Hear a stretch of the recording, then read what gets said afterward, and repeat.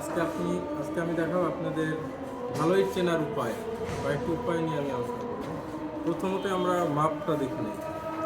মাপ হচ্ছে 9.5, তারপর এদিকে মাপটা 9.5 হবে, এদিকেরটা হবে 4.5, এদিকেরটা হবে 2.75, এখানে একটু বেশি আছে 3।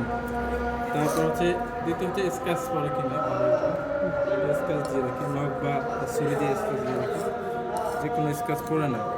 তারপর দেখতে পারি কালারটা, বাহিরের যে কালারটা আমার ভালো আছে না, আলহামদুলিল্লাহ এটা মোটামুটি ভালো। তারপরে আমরা হচ্ছে সাউন্ড টেস্ট করে দেখতে পারি, সাউন্ড হয় কিনা। জি, একটা ধাতব একটা সাউন্ড হয়। আর তারপরে আমরা টেস্ট করতে পারি টি টেস্ট, যেটা 5 ফিট বা 6 ফিট উপর থেকে টেস্টটা করে দেখতে পারি।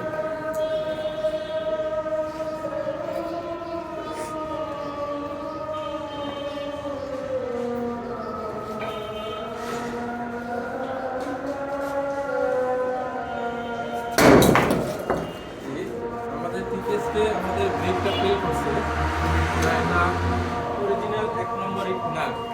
অরিজিনাল 1 নম্বর ইট হলে ভাঙতো না।